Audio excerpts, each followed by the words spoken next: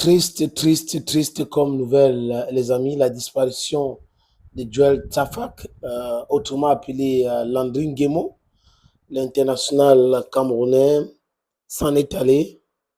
C'est suite à cet accident que tout le monde a vu.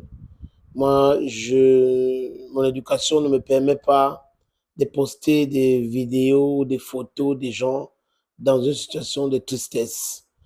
On a vu les images, des vidéos qui circulent. Chacun fait ce qu'il veut. Mais honnêtement, même dans le métier que nous pratiquons, c'est indigne de poster les vidéos ou les photos d'un accidenté. Donc ceux qui ont fait cela, je ne sais pas pour quel motif, mais si j'avais à les conseiller, c'est de bring down those pictures. Bring down, bring down the pictures. Bring down the videos. On peut parler de Landry en montrant les images gaies que vous voyez là à l'écran.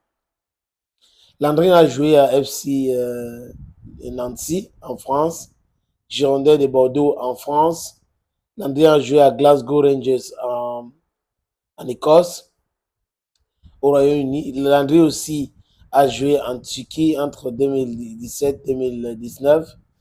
Et Landry, pour ceux qui le connaissent bien, était dans l'équipe du Cameroun qui était finaliste lors de la CAN au Ghana en 2008. Il faisait partie de cette équipe. C'était un milieu de terrain très habile, mobile, pas colosse comme les autres. Il est né à Yaoundé en 85. Malheureusement, cette route de Yaoundé-Bafoussam a eu raison de Landry Nguemo. Je ne sais pas pourquoi des gens adorent extrapoler, chercher la sorcellerie là où il n'y en a pas. Il est mort de suite d'un accident. Parce que j'ai lu ici, et là, les gens disent que si vous voulez voyager, comme c'est le cas de Landry, il devait quitter le Cameroun ce jour pour la France. Il a trouvé la mort à Obala, que c'est parce qu'il allait au village. Non, vous racontez du n'importe quoi. Landry Nguemo a investi à Tchang. Donc, en tant qu'homme d'affaires, il doit être près de son affaire. Et il est allé à Tchang, il était là. Lors du match Cameroun-Cap-Vert, ou avant le match Cameroun-Cap-Vert, pour être précis, on a vu Brian Beme aller visiter l'immeuble de Landry Nguemo à Tchang. Donc, arrêtez un peu avec des histoires. C'est quelqu'un qui est proche de son village, il est proche de son arrondissement, il est proche de son département, il est proche de sa région, il est proche de son pays tout court. Il est mort de suite d'un accident de circulation. Avant lui, est-ce qu'un des Takam était allé rendre visite à ses parents au village pour voyager avant de faire l'accident?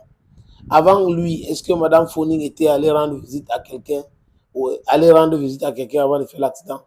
Ces accidents sont des accidents vraiment malheureux, mais seulement les causes aussi, on les connaît. L'état des routes, d'abord, sont un grave problème. Personne ne veut parler. Si vous allez à l'ouest, par exemple, en passant par Douala, c'est du chaos, c'est la catastrophe. J'ai dit c'est la catastrophe. Tout peut arriver. Quelqu'un peut laisser le bras de sa voiture, le cardan de sa voiture, peut se trouver en brousse facilement. Comme le cas de la falaise, où ce n'est pas protégé. Donc, vous voyez un peu, on doit regarder l'aspect de la route aussi. L'abus de certaines personnes. Moi, j'ai pris la route plusieurs fois. Je peux vous rassurer que certains chauffeurs camions conduisent avec le sommeil. Je n'accuse pas les chauffeurs camions. C'est pour cette raison que je dis certains. Et d'autres abusent. Comme ils ont de gros engins, ils couvrent. J'ai déjà vécu des choses. Donc, Landry qui est parti là, mettez ça sur le compte de l'accident de circulation. Arrêtez avec les débats inutiles. Les bachines, il n'était pas avec tel, il ne soutenait pas tel. Ça n'a pas de sens. Tout le monde ne peut pas soutenir tout le monde. Tout le monde ne peut pas avoir les mêmes avis. Sinon, nous vivons dans la dictature. Ce n'est pas très loin du cas du Cameroun, les amis. Donc, Landry est mort dessus d'un accident. Les enquêteurs doivent poursuivre les enquêtes. on espère bien qu'ils vont nous dire exactement ce qui a causé cet accident. Les amis, les images font froid dans le dos. C'est des images insoutenables de Landry Nguemo. Et lui, c'est quelqu'un de calme. Je l'ai rencontré à 2 reprises lors des émissions à la radio. Il est venu, il a été interviewé. C'est tout le contact que j'ai eu avec Landry Nguemo. Mais apparemment, c'est quelqu'un de bien. Parce que les gens parlent bien de lui, sa femme, ils voient des photos de sa femme et tout ça qui circulent. Il ne faut pas forcément attendre la mort des gens pour dire aux yeux du monde qu'ils sont bien, ils sont ceci, ils sont cela. Il faut souvent jeter les fleurs sur ceux qui sont vivants, ceux qui ont impacté la cité et autres. Landry est parti très tôt, passé à 38 ans, c'est un jeune, c'est mon petit frère, à 38 ans. C'est quand même incroyable. Bye bye Landry. This is your Bamenda man.